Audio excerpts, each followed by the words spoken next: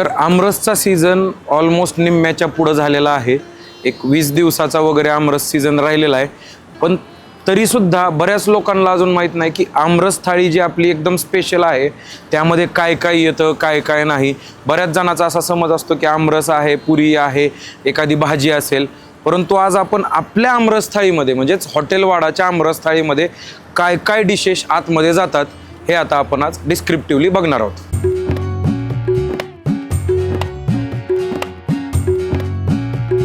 सगळ्यात मेन आपला जो जातो तो आपला आहे तो रत्नागिरी हापूस असतो किंवा देवगड हापूस अवेलेबिलिटीवरती असतं. परंतु 100% हापूसचाच आमरस आपला असतो. त्यासाठी आपण आंबे एकदम व्यवस्थित धुवून घेतलेले वगैरे असतात. सुरुवातीला तो कट करून घेतो.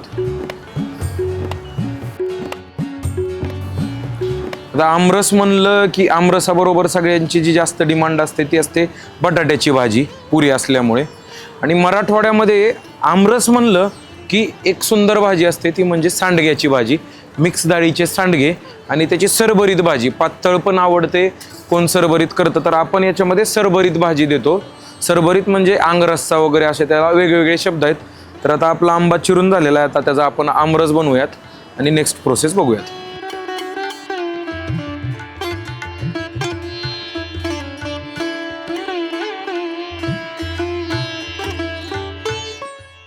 तर आंब्याचा पूर्ण गर काढून झालेला आहे. आता आपण त्याच्यामध्ये चवीनुसार थोडीशी पिठी साखर आणि थोडासा आईस मिक्स करून मस्तपैकी आमरस तयार करून घेणार आहेत. आता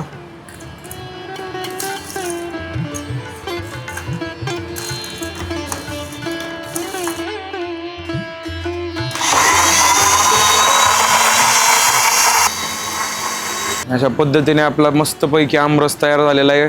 अतिशय घट्ट नाही किंवा अतिशय पातळ नाही, मीडियम कन्सिस्टन्सी, सुंदर कलर. आता आपली नेक्स्ट प्रोसेस आता आपण स्टार्ट करूयात. बेस्ट सेलिंग थाळी आहे आमरस थाळी. आमरस आपण बघितला. आता आपली जी त्याच्यामधली एकदम युनिक अशी मराठवाडा स्टाईल भाजी आहे ती म्हणजे आपली सांडग्याची भाजी. तर त्याचं प्रिपरेशन आता आपण बघणार आहेत. त्यासाठी आपण सुरुवातीला थोडंसं तेल घेतलेलं आहे आणि त्यामध्ये आपण आपले सगळे सांडगे जे आहेत ते थोडेसे भाजून घेणार आहेत सुरुवातीला.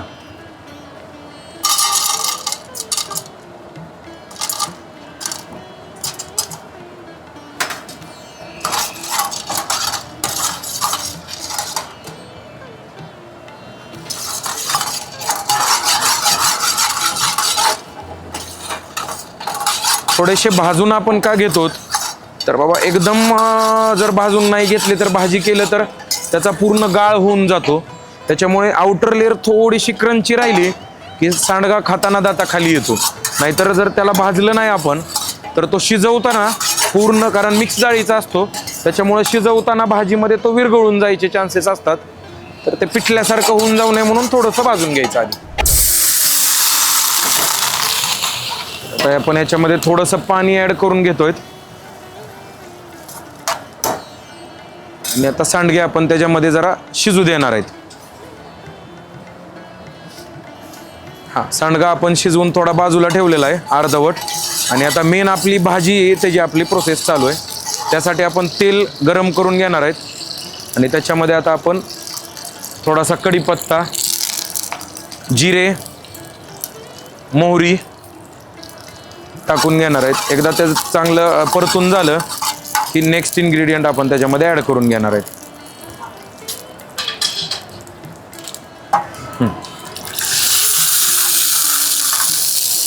थोडंसं आपण पाणी ॲड करून घेणार आहेत म्हणजे करपणार नाही सर्व पदार्थ.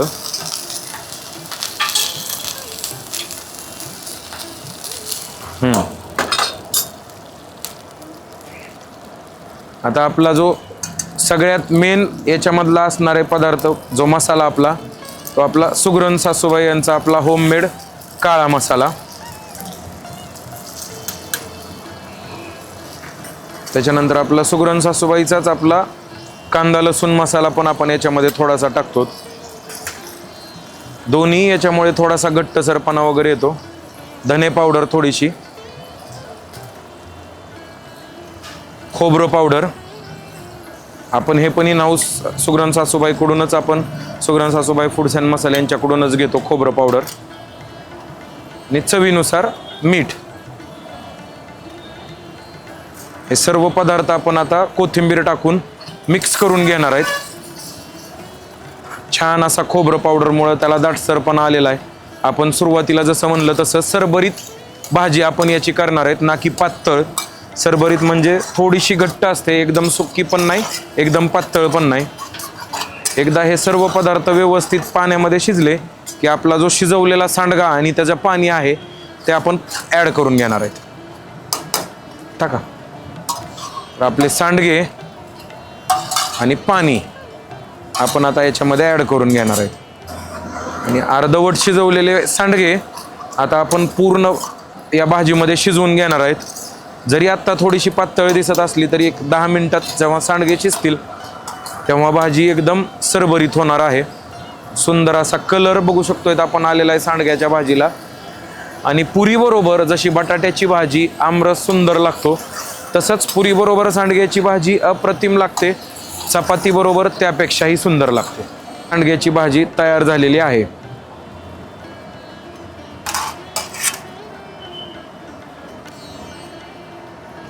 थोडीशी थंड झाली की अजून घट्टपणा जास्त येतो याला. आमरस थाळीमधला आमरस झाला, मराठवाडा स्टाईल सांडग्याची भाजी झाली. आता आपली पिवळी बटाट्याची भाजी आपण जी जाते तिचं प्रिपरेशन बघणार आहेत. त्यासाठी आपण सर्वात प्रथम तेल घेतलेलं आहे. तेल गरम झालं की त्याच्यामध्ये आपण कढीपत्ता टाकून घेणार आहेत. त्याच्यानंतर थोडेसे जिरे, थोडीशी मोहरी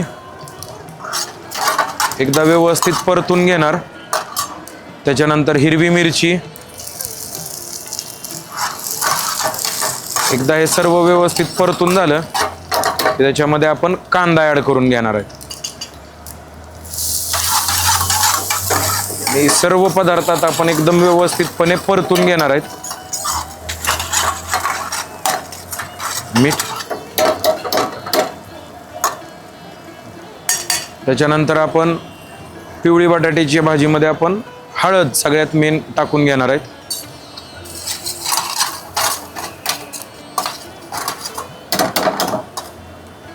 आणि आपलं मेन बटाटा, उकडून घेतलेला बटाटा आहे हा, तो आपण एकदम आता व्यवस्थितपणे. आणि सगळ्यात मेन आपलं चवीपुरतं मीठ, थोडीशी कोथिंबीर. आपली भाजी आता ऑलमोस्ट रेडी.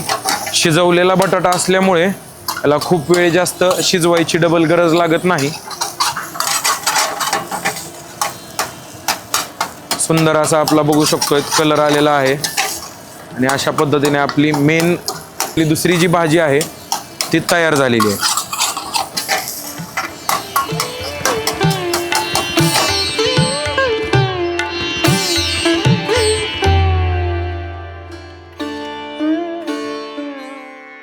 तर आमरस थाळीच्या आपण आमरस, सांडगा आणि बटाटा बघितला. आता मेन आपली थाळी कशी जाणार आहे ते बघूयात. तर सर्वात मेन आपली सुरुवात होते ते आपल्या होममेड सोलकढीपासून. त्याच्यानंतर आपली डाळ जाणार आहे, डाळवाटी. त्याच्यानंतर ही कढी जाणार आहे. ही आमची मराठवाडा स्टाईल कढी असते, पिवळ्या कलरची. पुणेरी अशी व्हाईट किंवा गोडसर नसते, आंबट कढी आहे. त्याच्यानंतर जी आपली सरभरीत सांडग्याची भाजी. त्याच्यानंतर ही आपली पिवळी बटाट्याची भाजी. आणि सगळ्यात मेन आपला हा हापूसचा आमरस. त्याच्यानंतर त्याचबरोबर आपलं जातं हे पापड आहे. त्याच्यानंतर ही कुरवडी आहे. आणि त्याचबरोबर आपले हे भजे पण जाणार आहेत. आणि हा असा एवढा भरगच्च कार्यक्रम भरल्यानंतर सगळ्यात मेन आपल्या ह्या पुऱ्या जाणार आहेत. इथं पुरीला आपल्याकडे ऑप्शन आहे चपाती पण. तर सुंदर अशी आपली बघू शकतो एकदम भरगच्च आणि भरपूर क्वांटिटी असलेली ही आपली आमरस थाळी आहे. एक जणाला ही अनलिमिटेड आहे. याच्यातली ईच अँड एव्हरी जी गोष्ट आहे म्हणजे ईच अँड एव्हरी पदार्थ हा आपला अनलिमिटेड असणार आहे आमरसासहित. परंतु ही थाळी आपण 2 जण पण शेअर करू शकतात. पण 2 जणांसाठी ही थाळी असणार आहे लिमिटेड. जे पदार्थ सुरुवातीला येतील तेवढे पदार्थ सर्व मिळतील. पुऱ्या असतील तर 4 मिळतील, चपात्या असतील तर 2 मिळतील आणि हा बरगतचा असा भरलेलं ताट हे सर्व आपलं या आमरस थाळीमध्ये असणार आहे. तर या आमरस थाळीचा आस्वाद घेण्यासाठी राहिलेल्या 20 दिवसाच्या सीझनमध्ये हॉटेल वाडाला एकदा नक्की व्हिजिट करा. धन्यवाद.